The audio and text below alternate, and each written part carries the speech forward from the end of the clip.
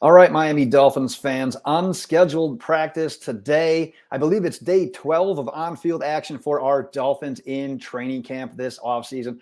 Mike McDaniel talked to the media, basically said, you know what, with a lot of the starters, basically all the starters, a lot of meaningful guys on this team's not getting any reps in Friday's preseason game. It's going to be like 4 days before they get any action. Figured they could benefit by having a little extra work leading up to this week of practice. We got two joint practices as well this week with the Houston Texans before Saturday's preseason game with them. So we are back today with today's impromptu recap of that practice. I'm actually in a hotel, and if you can read the sign, I'm in Green Bay, Wisconsin right now. There's a press conference for the 2025 NFL draft that I'm going to be attending tomorrow. So that's why I'm here, but that's a story for another day because I want to jump in today's action because there are two primary things to discuss. So today's practice in general, kind of impromptu, light work, couple of 11 on 11 sessions. I think only two of them in the entire practice.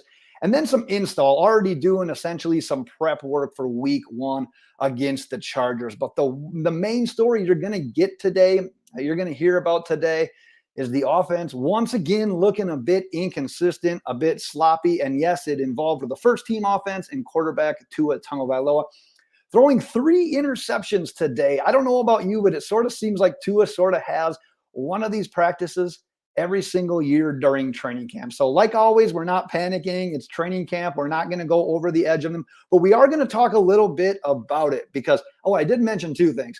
The other thing is some updates regarding the status of who is seeing snaps at left guard. So let's get to the quarterback situation first because Tua's first interception, receiver was running a quick out from the slot, and Noah Igbenogany was all over it. Tua's ball placement was behind it. Basically, Noah caught that thing in stride. Likely pick six, bad ball placement by Tua, likely a bad decision in general. Second one was once again on Tua. He was targeting Tyreek Hill on a deeper route, didn't get enough air under it. Like I said earlier, probably shouldn't have even thrown the ball. However, he did, and Javon Holland was there to come down with the interception. And then the third one was not so much on him, but more so on the receiver. Goal line work, threw it to Cedric Wilson, off Cedric Wilson, unable to hold it. Ball pops up into the air. Deshaun Elliott is waiting for the ball in the back of the end zone. Now, the good is that he did throw 3 shorter touchdowns in red zone work. So there were some touchdowns being scored today. Those ones went to Jeff Wilson, Tyreek Hill, and Durham Smythe. But overall, another kind of not so great, inconsistent day. Bad ball placement from Tua, which is something that we're not really accustomed to. He's the accuracy guy. We're not really usually worried about this. More often than not, we praise the ball placement. So you just have bad days and defense makes plays. We've got to talk about that as well. And I know it's practice. I just want to see the interceptions get cleaned up a little bit. That's what we're looking for here. We want to see the interceptions get cleaned up. We can't be having those turnovers when the games count. So like I said, it's just practice. You experiment in practice. You try things out in practice. Tua seems to have one of these type of practices every year during training camp. So I'm not all that worried about it. Just would like to see a little bit of a bounce back here at some point while we're having those joint practices with the Texans. So we'll see how that goes. His best throw of the day came down the seam to undrafted tight end Julian Hill. That one went for about 30. And then actually on my way here to the hotel, this is where we start talking about the left guard stuff. This is interesting because I was listening to the guys on the 3 yards per carry podcast on my way in. And he said that 2 players took practice reps at left guard today with the Dolphins first team, I believe he had mentioned. Those 2 players were Isaiah Wynn and Robert Jones.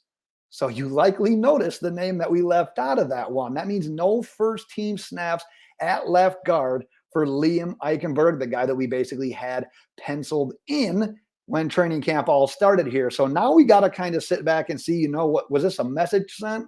Hey, Liam, you didn't get your reps today. Come back harder the next day. Or have we finally admitted, the Liam Eichenberg experiment is over? Coaching staff is moving on to other guys to consider at starting left guard. And if that is truly the case, I don't necessarily think Liam Eichenberg's job or his roster spot is in jeopardy. But man, we got to start thinking about this being just a colossal bust and mistake. We moved up into the second round for this guy, thinking he could play tackle. Worst case scenario, you slot him into guard. Well, he failed at tackle, and so far at guard, it hasn't been working out either. Between injury and just inconsistent performance and production, just the combination of those two things so far, especially when the coaching staff and Chris Greer, the general manager, put so much on him this year by not really going out and getting those top tier offensive linemen and saying, you're the guy at left guard. It's your job to lose.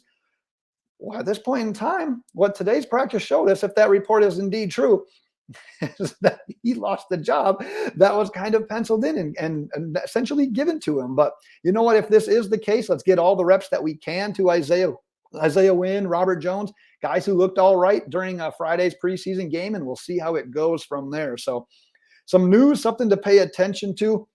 Let's move on to a couple of just other notes here from the practice as we wrap up.